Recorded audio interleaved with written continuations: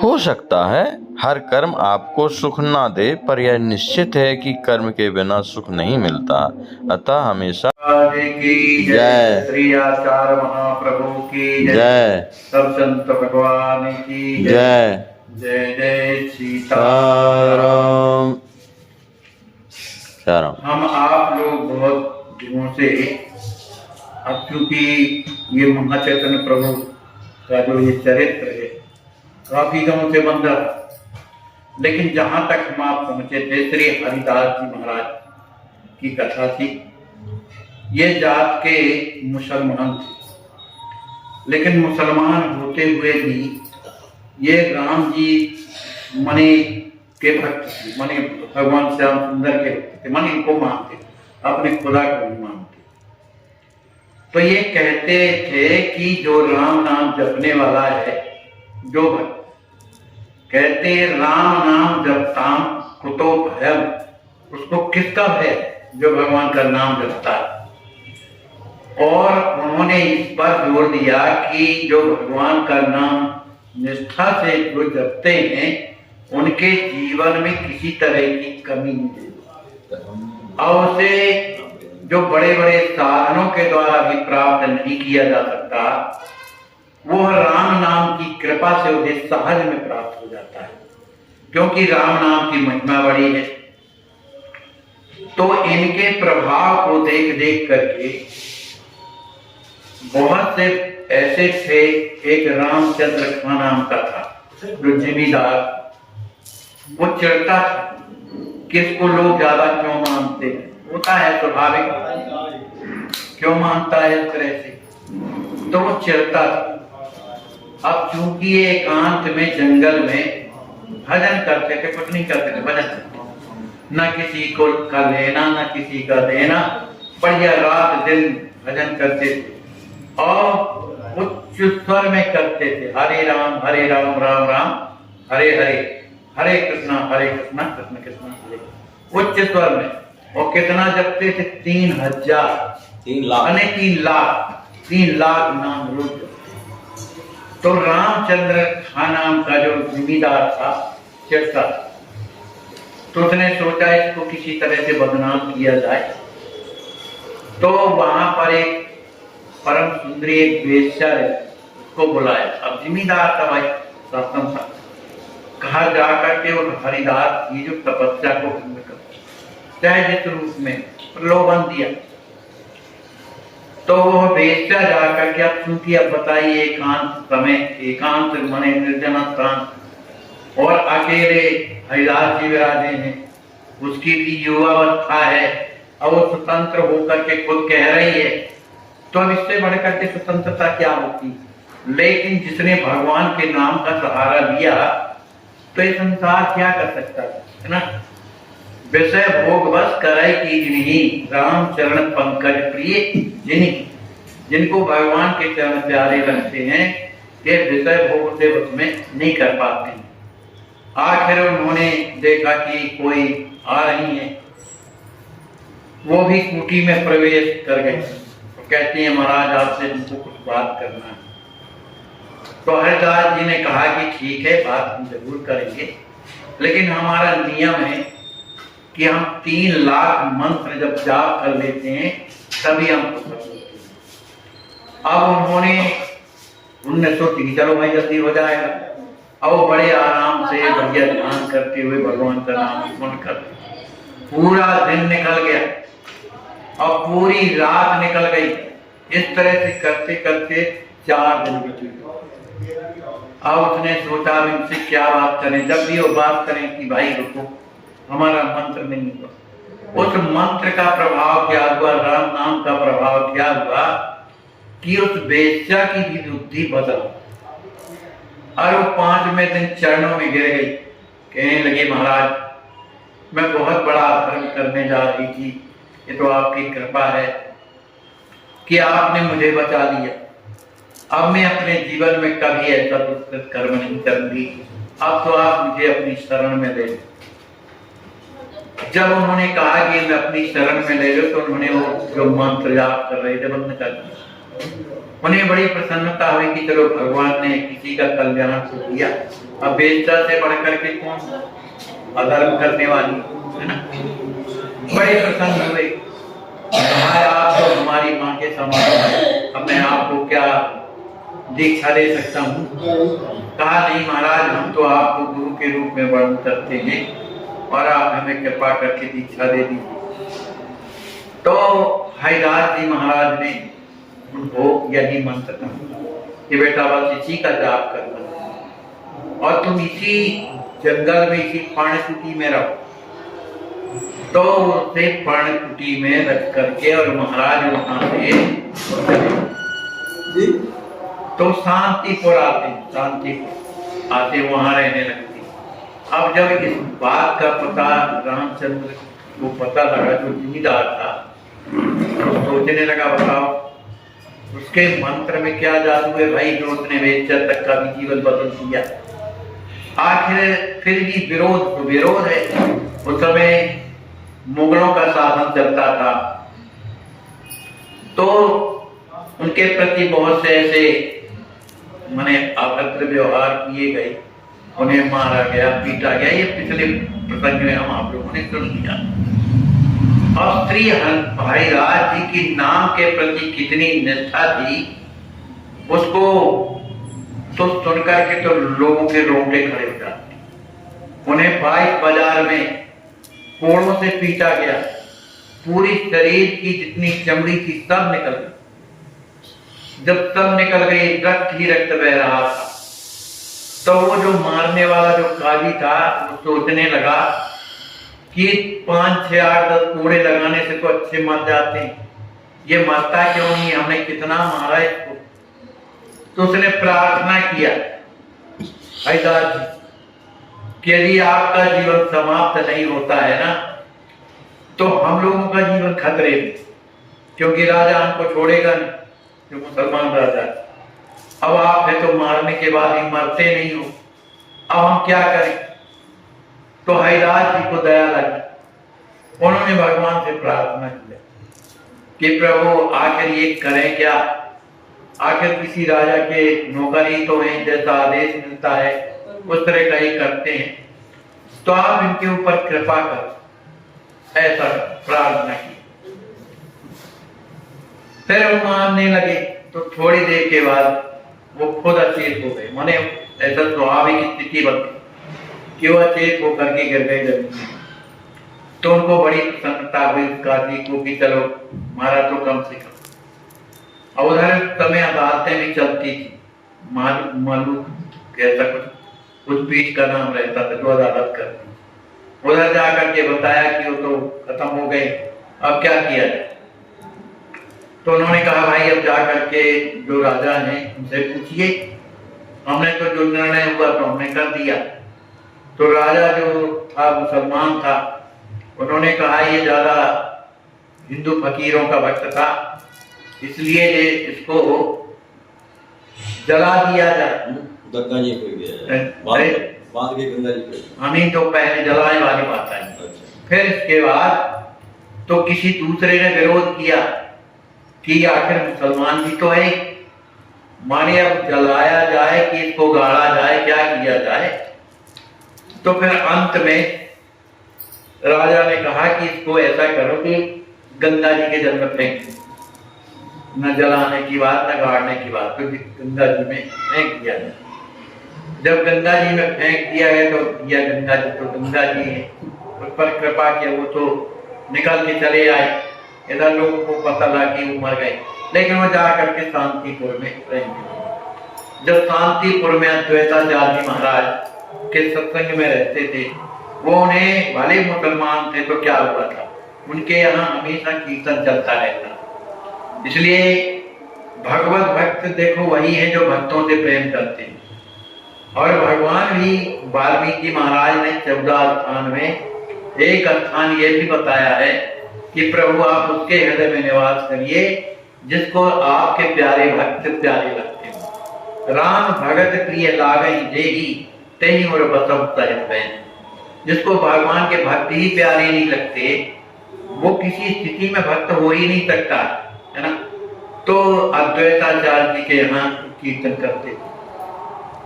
कीर्तन में इतने मस्त हो जाते थे कि उनको होश नहीं रहता। बेहोश की स्थिति में उनके शरीर में अष्ट सात्विक चिन्ह हो जाते थे, प्रेम से हो जाते थे। तो एक बार की बात है, कीर्तन के समय पर श्री हरिदास जी महाराज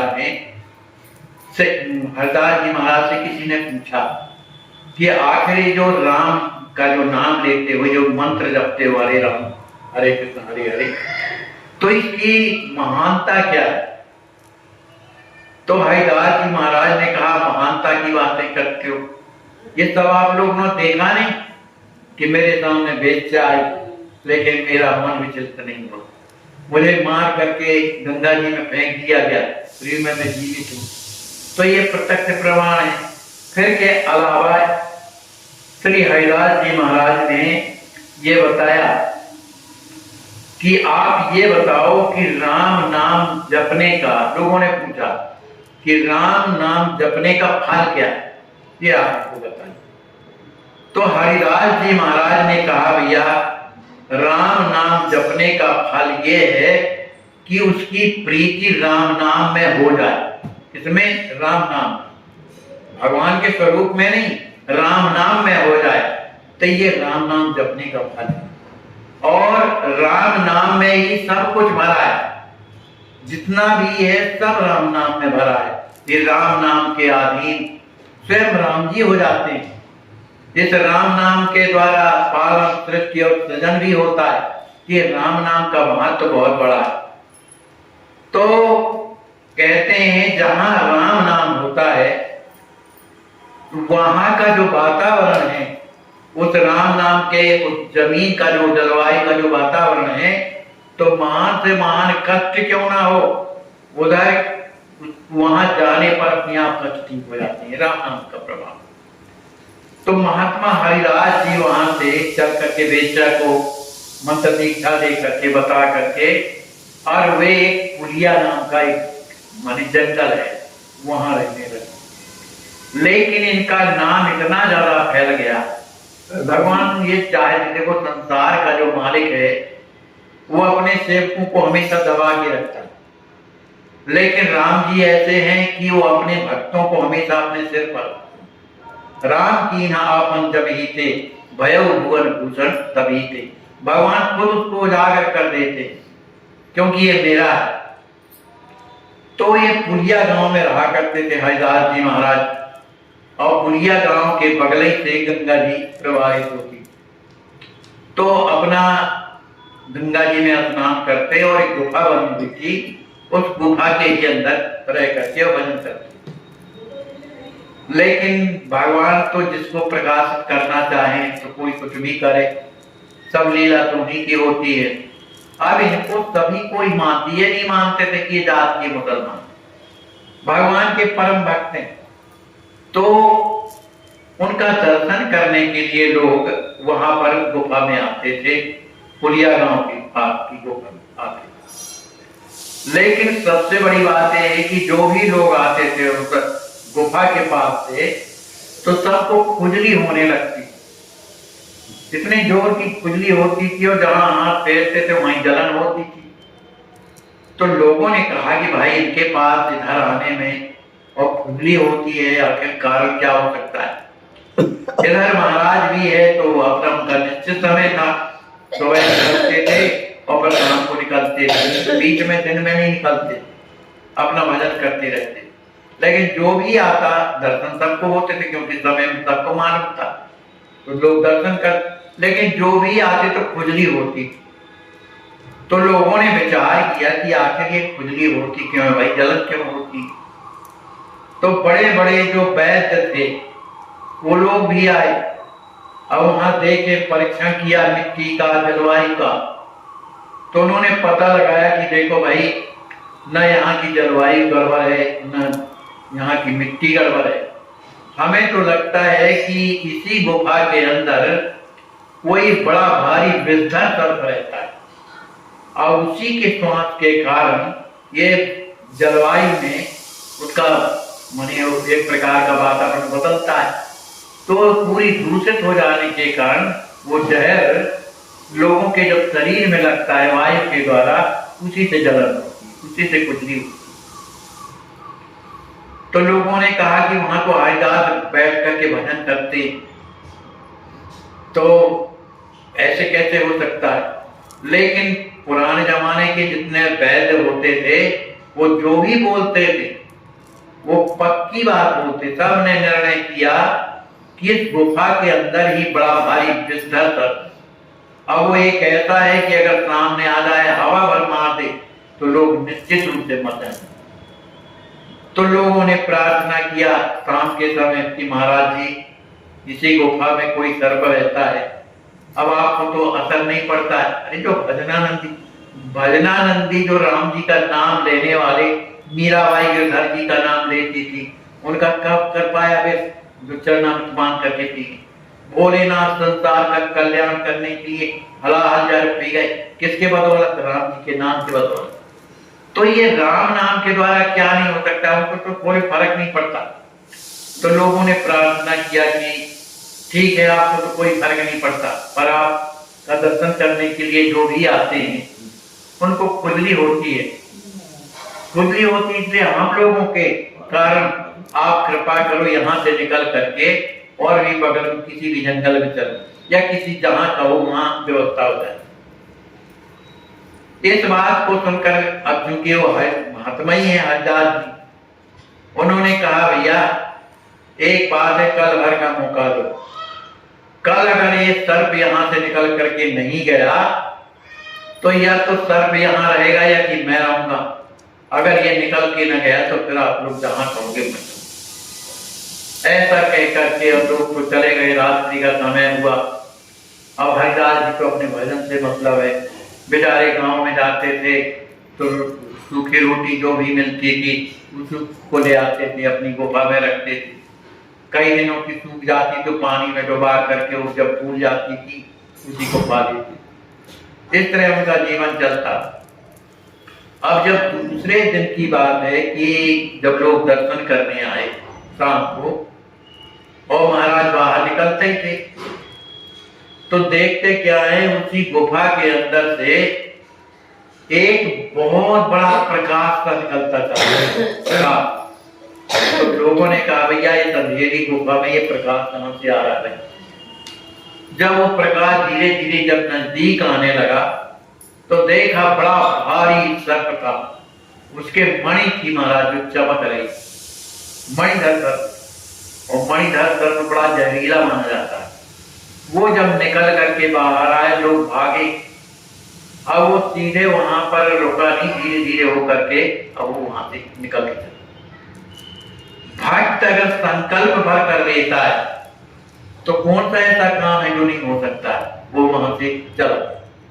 जब चला गया तो लोगों को बड़ी प्रसन्नता हुई कि चलो ये गुफा खाली हो गई।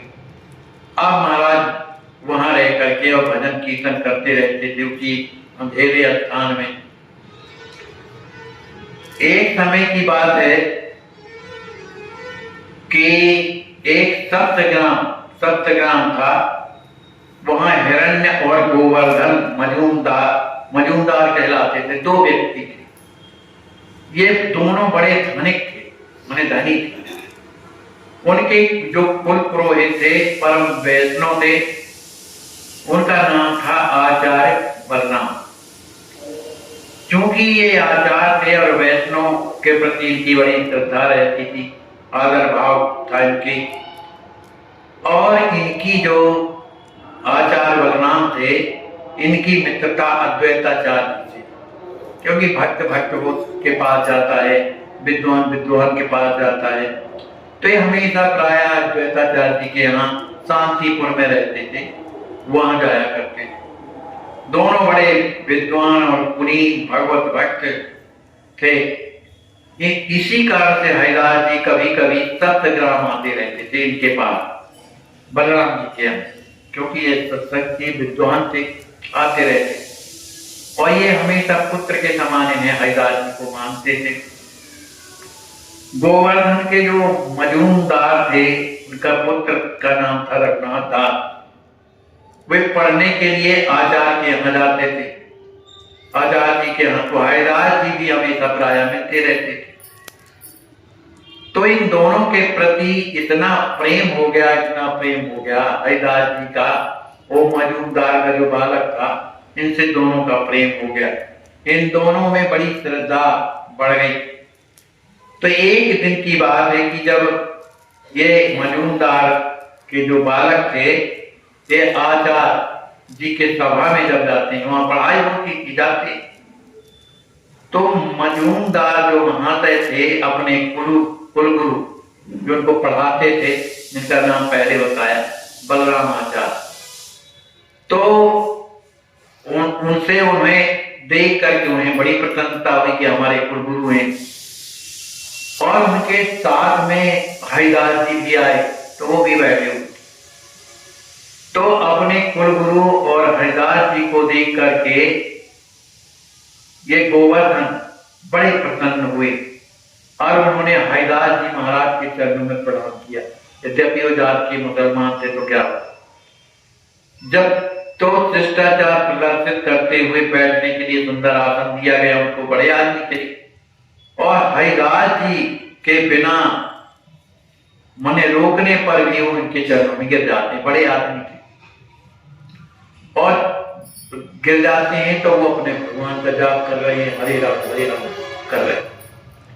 सभी लोग इनके भाव की स्थिति को देख देख करके सोचने लगते हैं, क्योंकि इनकी स्थितियां बदलने लगती, कब क्या बदल जाए ये कहीं लिखा नहीं रहता।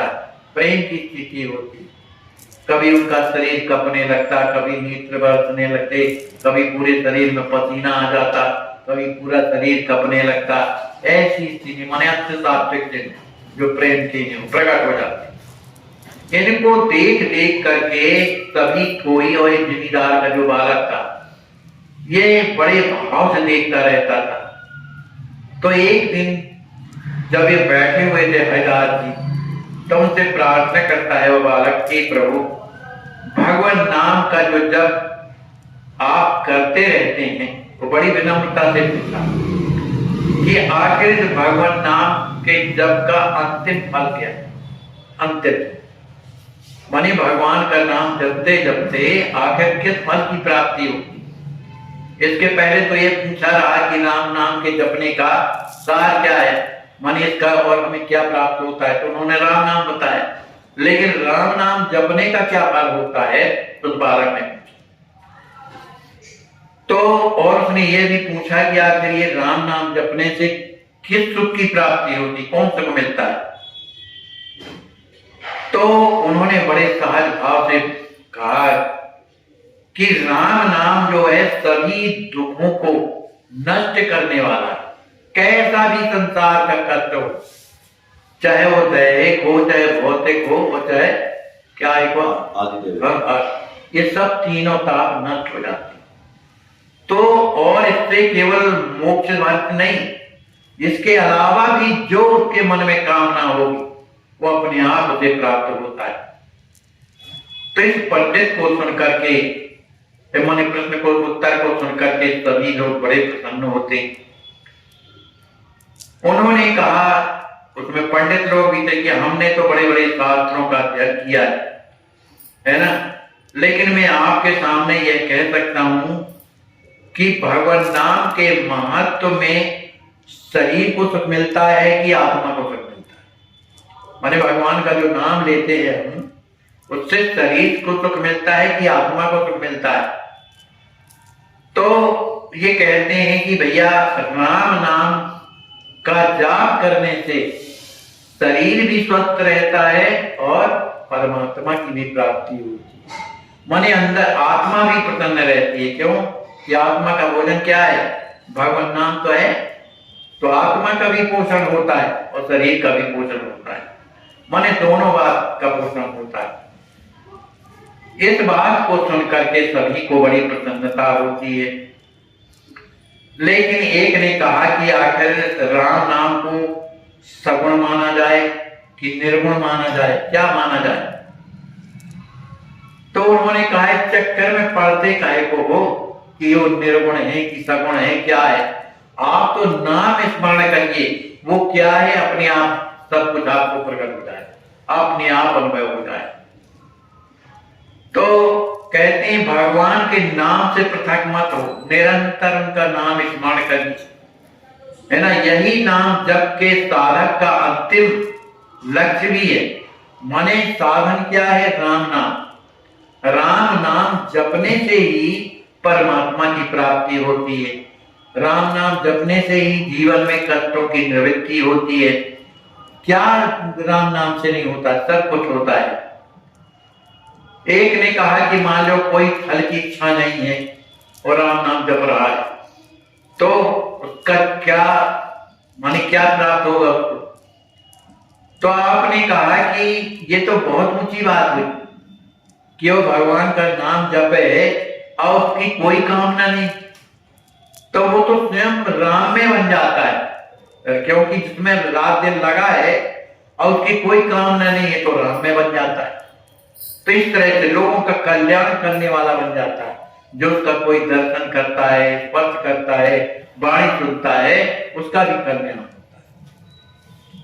तो इनकी ऐसी युक्तिवाद को सुनकर के सभी को बड़ी प्रसन्नता हुई और सबका मन इनके वाणी के राजे को, जो वास्तव में उस तरह के होते हैं, उनकी वाणी में भजन होता है। वो कुछ जो चोरी नहीं करते, वो अगर वो उपदेश दें कि भैया चोरी ना करो, तो वो ज्यादा प्रभाव पड़ता है। वो हम रात दिन चोरी करते हैं और फिर कहें भैया तुम चोरी ना करो, उसका कोई प्रभाव नहीं। इसलिए संतों की जो वाणी है उसमें भजन होता है, क्योंकि उसमें वो चलते। हमारी वाणी में भजन क्यों नहीं है? इसलिए दिन भर बोलते, तो इसी कारण ये प्रभाव होता है। तो इनकी बात को सुनकर के सभी लोग बड़ी प्रशंसा करने लगते। उन्होंने ये भी कहा कि राम नाम सब वेदों का सार है। जितने पुराण उपनिषद जितने भी ग्रंथ हैं, इन सब का सार क्या है? राम नाम। तुलसीदास जी महाराज ने भी यही कहा है ना कि छयो शास्त्र सब ग्रंथन को रस। ये रस है, राम नाम क्या है? रस। और एक और चौपाई आती उठती नहीं है हृदय में आचरी। तो कहते हैं यही महान रघुपति नाम उदारा, यही महान रघुपति नाम उदारा, अति पावन पुराण स्तुति सार। सब पुराणों का सार क्या है? राम नाम।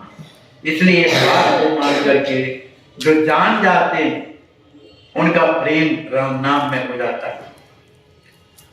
अब इसके बाद कुतर्क करने वाले तो बहुत होती। आज की बात नहीं है, कुतर्क की आज से नहीं पहले से हुई। जबकि लिखा तो ये है कि ये कथा उनके लिए जिनकी मति भगवान के चरणों में प्रेम करती है ना। हरि पद रति पर मति न कुतर्की, तेन कहा मधुर कथा भगवत की। ये हैं श्री भगवान दास जी महाराज, बड़े भजनानंदी संत हैं। इनका एक फेफड़ा काम नहीं कर रहा है और दूसरा केवल 45% काम कर रहा है। हॉस्पिटल में इनको रेफ़र किया गया है लखनऊ के लिए। आए लखनऊ हॉस्पिटल में इनको भर्ती किया गया है। बिना ऑक्सीजन के लिए, बिना ऑक्सीजन के 1 मिनट भी इनका मुश्किल हो जाता है सांस लेना। और इनका ऑपरेशन कराना है। श्वसन सेवा ट्रस्ट के द्वारा इनकी सेवा चालू है। देखिए, ऐसे क्रिटिकल केस में जो इतना कष्ट है इनको, वैष्णव जन तो आप यह जो दृश्य देख रहे हैं, ऐसे आज भी हजारों तड़पते ईश्वर अल्लाह से मना रहे हैं कि अब मैं जीना नहीं चाहता, सहा नहीं जाता, मुझे ले चलो। आइए, अगर आपके दिल में ऐसों के प्रति दर्द है तो ट्रस्ट के साथ मिलकर अपने अवकाश प्राप्त समय का दान देकर अपनी बौद्धिक योग्यता का, अपने धन का सच्चा सदुपयोग करके इनका दर्द मिटाएं और उस परम पिता परमेश्वर अल्लाह गॉड का प्यार प्राप्त करें। जिंदगी व संपत्ति तो एक दिन हमें छोड़ना ही है, तो क्यों ना हम अपने हाथ से ही उसका इन दुखियों की सेवा में सदुपयोग कर महान पुण्य के भागीदार। पराई जाने रे वैष्णव जन तो अस्वस्थ संत सेवा ट्रस्ट में आपका स्वागत है। पधारिए, आप स्वयं देखिए इस महान। ऐसे आज भी हजारों लाचार वृद्ध अस्वस्थ हालात में पड़े हुए तड़पते ईश्वर अल्लाह से मना रहे हैं कि अब मैं जीना नहीं चाहता, सहा नहीं जाता, मुझे ले चलो। आइए, अगर आपके दिल में ऐसों के प्रति दर्द है तो ट्रस्ट के साथ मिलकर अपने अवकाश प्राप्त समय का दान देकर अपनी बौद्धिक योग्यता का, अपने धन का सच्चा सदुपयोग करके इनका दर्द मिटाएं और उस परम पिता परमेश्वर अल्लाह गॉड का प्यार प्राप्त करें।